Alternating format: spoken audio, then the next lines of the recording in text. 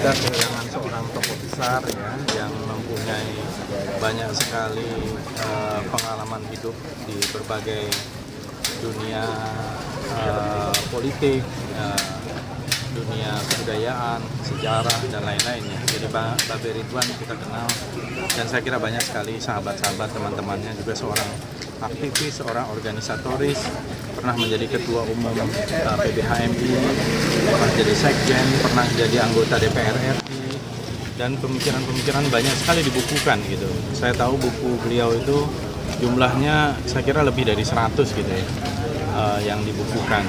Dan juga pemikiran-pemikirannya seringkali out of the box. Bahkan Bang Ridwan juga menulis lagu, menulis keroncong, menulis novel ya. Dan jadi seorang yang multi talenta, manusia multidimensi gitu ya, yang saya kira jarang sekali sekarang kita temui, apalagi juga menjadi banyak saksi dalam peristiwa-peristiwa besar di tanah air kita dari tahun 50-an, tahun 60-an sampai sekarang ini gitu. Dan selalu terlibat ya, seorang intelektual juga yang selalu terlibat di dalam berbagai macam persoalan untuk berusaha menyelesaikan. Kenangan abang sendiri? Saya banyak sekali kenangan saya mengenal beliau lebih dari 30 tahun, saya sering ke rumah ini, saya juga sering jalan sama beliau, saya pernah ke situs-situs sejarah dengan beliau, pernah ke situs Batu Jaya waktu itu di Kerawang seharian, tapi saya sering diskusi di sini dan juga beliau sering datang ke perpustakaan saya. Buku-buku beliau itu banyak yang sudah saya ambil waktu 15 tahun yang lalu dan saya integrasikan di Fadlizon Library gitu.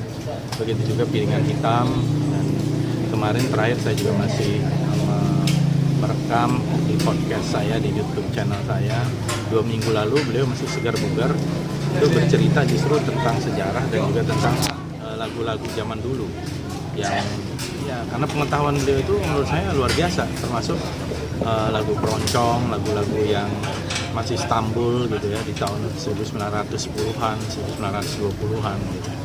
Jarang sekali orang yang mempunyai pengetahuan itu sekarang ini gitu.